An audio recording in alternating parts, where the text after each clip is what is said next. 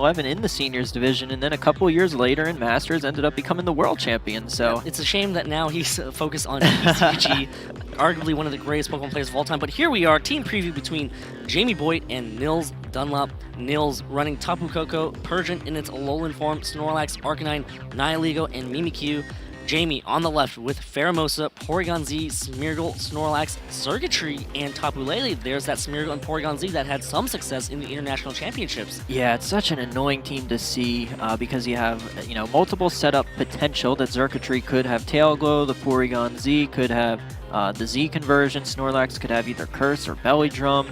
Smeargle, of course, supports that very well. And then you have Tapu Lele and Formosa, both very fast, very powerful Pokemon. So you really have to lead carefully against those 6 Pokemon from Jamie. And then on Nils' side, he's definitely got a Trick Room mode. You see Mimikyu most likely is going to have Trick Room, maybe a Psych Up. Nihilego also, you will see it carry Trick Room a decent number of times.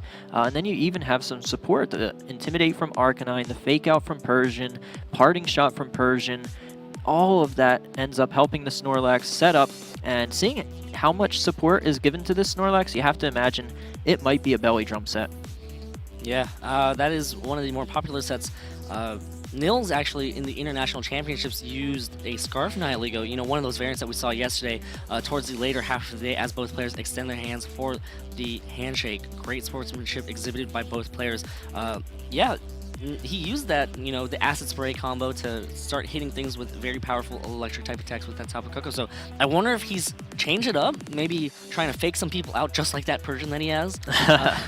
So we'll just have to watch how this plays out between these two amazing players from Europe. Here we go. Smeargle and Tapu Lele are the leads that Jamie decides to go with, while Nils on the other side leading with Mimikyu and Tapu Koko. The Electric Surge is going to go ahead and activate, signifying that Tapu Koko is going to be much, much faster than that Tapu Lele.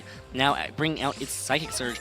It is actually going to be a Psychic Seed Tapu Lele. Wow. So that's going to go ahead and make it a bit harder to knock out from that Tapu Koko. Yeah, very interesting, though. Mimikyu is one of those Pokemon that can be trained to outspeed Tapu Lele and pick up the one-hit KO if it has something like a Ghostium Z. But Smeargle, of course, can easily just follow me and redirect any attacks. It has a number of support options. Tapu Koko, though, will be faster than both. The electric terrain isn't up, so, it's going to deal negligible damage to Tapu Lele. Smeargle also can put Pokemon to sleep if it wants, since electric terrain isn't up.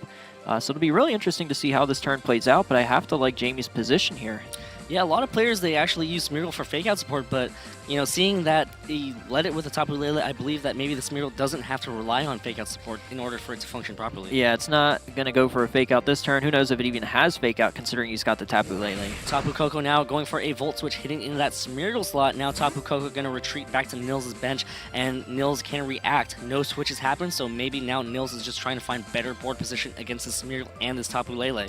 Yeah, he absolutely wants to, because, Tapu Koko's not in a good spot there, and he's going to want to get the electric terrain back up later in the game. Yep, and now the Tapu Lele goes for a Psychic.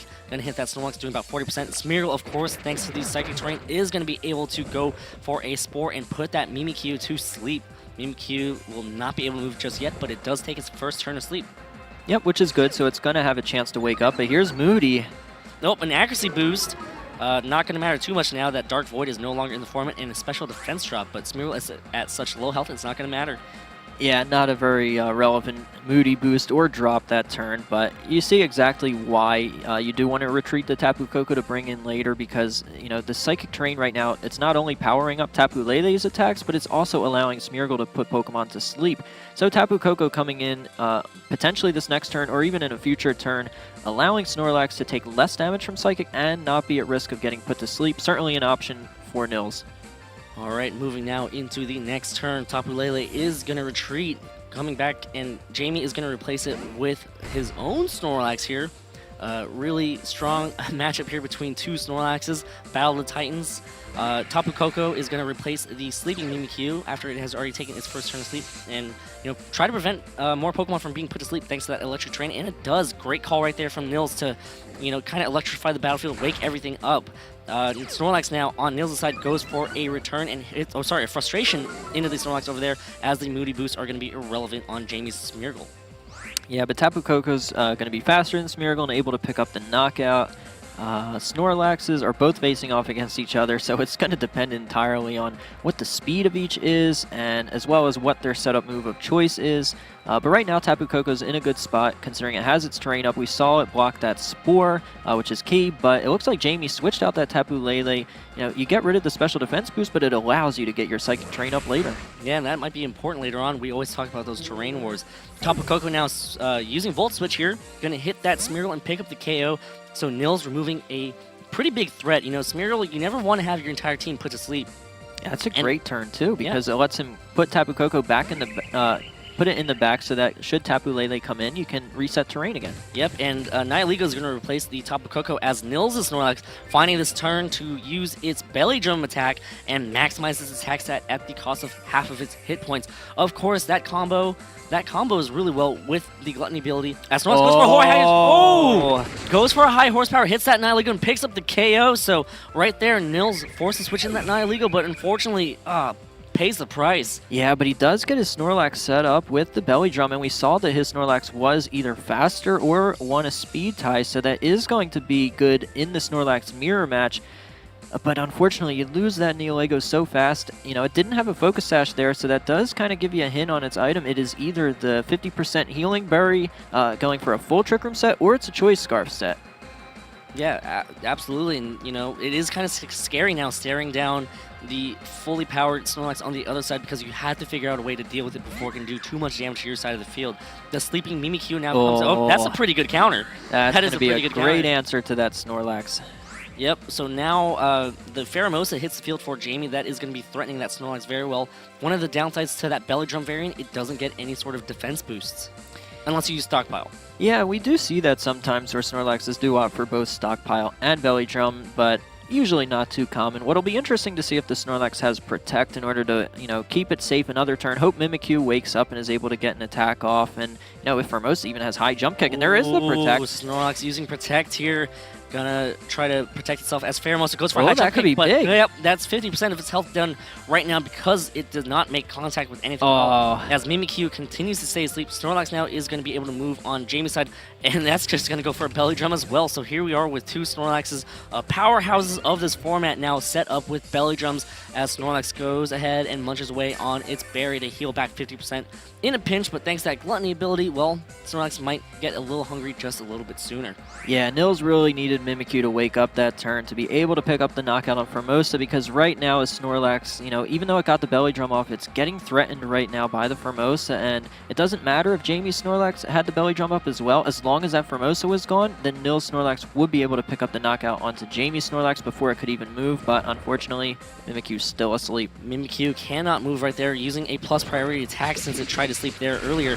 Pheromosa goes for a Poison Jab, hitting that Mimikyu and gonna go ahead and bust that Disguise, possibly setting up for a KO next turn. Pheromosa does reveal that it is the Life Orb variant, and now Snorlax on Nils' side goes for a Frustration, hits that Snorlax on Jamie's side and picks up the KO easily. That Snorlax kept moving before Jamie's, which may signify that Nils' Snorlax might be slightly faster. A lot of players are, varying how they train their Snorlaxes in speed. Yeah, especially in significant moments like the Snorlax mirror match. As we saw right there, it's important if your Snorlax is faster than the other one. I'm not sure why Formosa decided not to target the Snorlax, kind of ignoring it, even though it had just protected the turn before, instead choosing to bust the Disguise of Mimikyu. Perhaps it's because Mimikyu would be really strong against the Tapu Lele in the back, but you're staring down two big threats. It's tough. Yeah, and one thing that Mimikyus can do, they can go for Z Destiny Bonds, which kind of give it a follow me effect. Maybe worried that Mimikyu could wake up and go for that maneuver. Tapu Koko is going to replace the Snorlax here, going to sacrifice that Belly Drum boost, going to change the terrain instead, and kind of take away from the amount of damage that this Tapu Lele can do. Mimikyu does wake up, goes for a Shadow Sneak here, could possibly get a KO on Pheromosa because of its frail defenses, and Pheromosa does get knocked out. And it looks like Jamie now down to his last legs here. Jamie's Tapu Lele goes for a Psychic, and again, even with that Psychic terrain, that was not going to KO that Mimikyu at all. Yeah, that was not a whole lot of damage done to Mimikyu, less than half, but a great play bringing Tapu Koko in there. You knew Mimikyu was going to wake up that turn, and Shadow Sneak would easily take out half of Formosa's remaining HP because of just how frail it is. So great play there by Nils, and he's going to take game number 1. Yeah, and now, yep, Jamie just forfeits it and decides to move on to the next game. Save some time for later on, just in case. I think Jamie has all the information that he needed, or that maybe he could have gone out of the team on Nils' side anyway. So now moving into game 2, Jamie is, you know, he needs to win 2 more to make it to the top cut, and Nils is just 1 game away from making it to the top cut.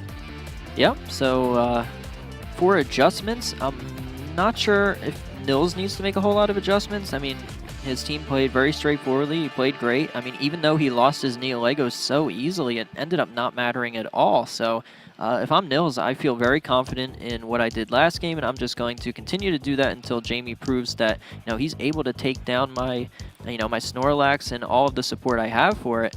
But if I'm Jamie, I definitely look to make a little bit of an adjustment, or at least play a little bit differently, knowing how important that Tapu Koko is. Not only is it allowing Mimikyu to get Shadow Sneaks off when you feel that you're safe because you have the Psychic Terrain up, or you feel that your Smeargle can go for a Spore safely because you have Psychic Terrain up.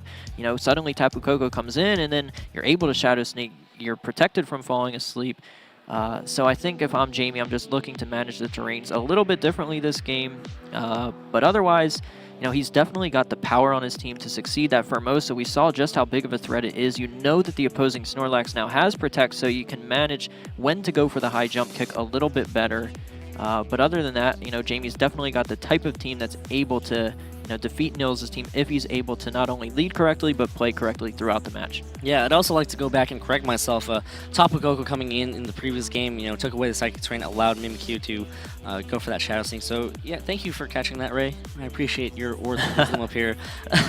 You know, in the heat of the action, a lot of things can get by you, right? Yeah, absolutely. Even some players, while they're playing important matches, can sometimes forget Lightning Rod or even terrains. But, you know, Nils, he's proven why he's done so well. You know, he thinks about every single option. He thinks about every single move. He thinks about every single outcome. Yeah, absolutely.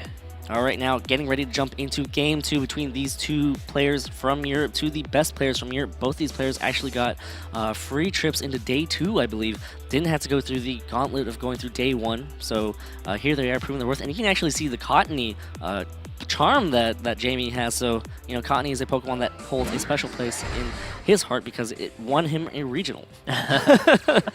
All right, here we go. Tapu Koko going to go ahead and be sent out along with Mimikyu, going to activate the Electric Terrain.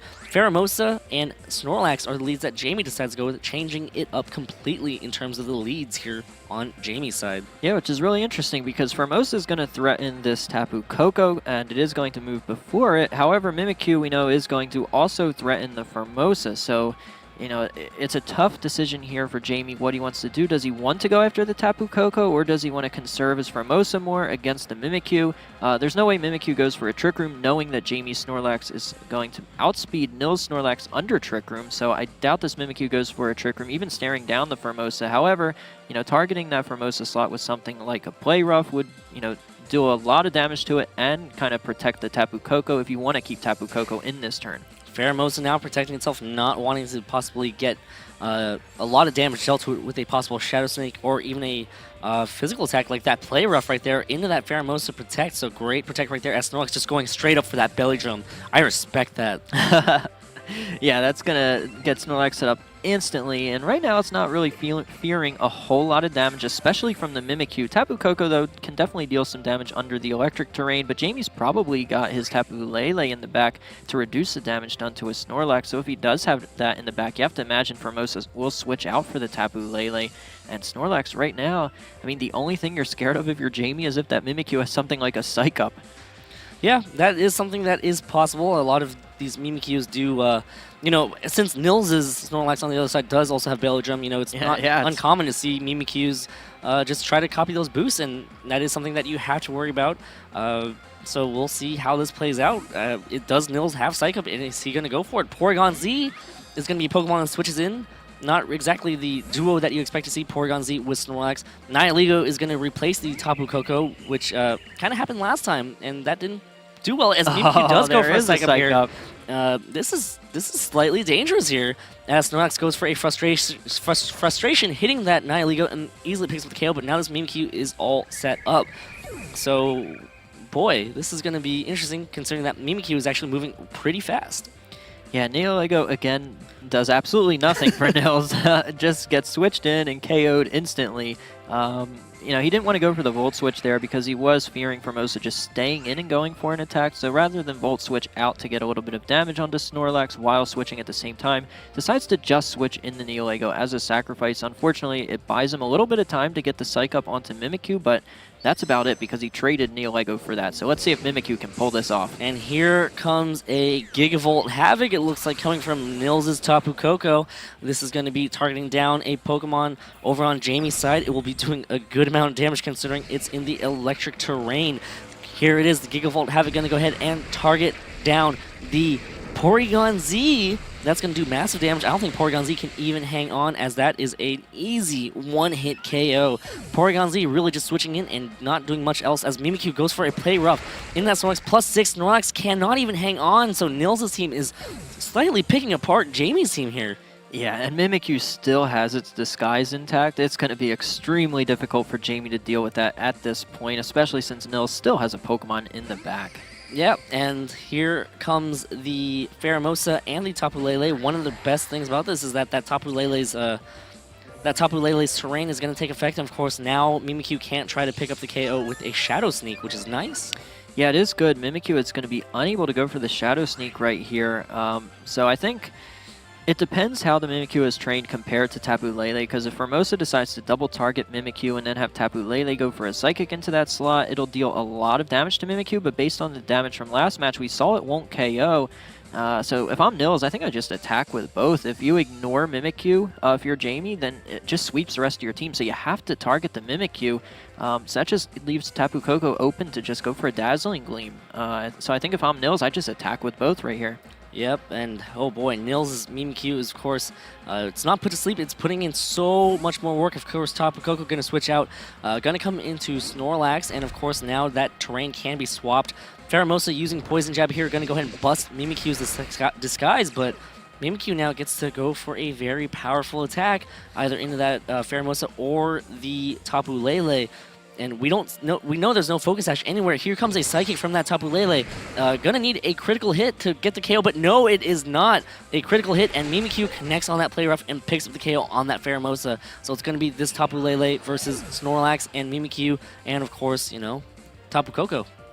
Yep, so Nils should still end up picking up this victory here with 3 against 1, especially now that he's going to be able to Shadow Sneak Tapu Lele, but that was risky. I mean, I feel like if he just kept Tapu Koko into Dazzling Gleam and had Mimikyu go for a play rough onto something like Tapu Lele, I mean, then you kind of guarantee yourself the win, but you put yourself at risk to something small chance like a critical hit. Doesn't happen, so you end up winning anyway. Yep. So very well played there by Nils. And here comes a maximized attack Shadow Sneak from that Mimikyu on that Tapu Lele, picks up the KO after Tapu Koko comes in, and that does it. Congratulations, Nils Dunlop. You are one of the first players to move on to the top cut here of the 2017 Pokemon Video Game World Championships. Well done, and you're back. Yep, he's going to be back.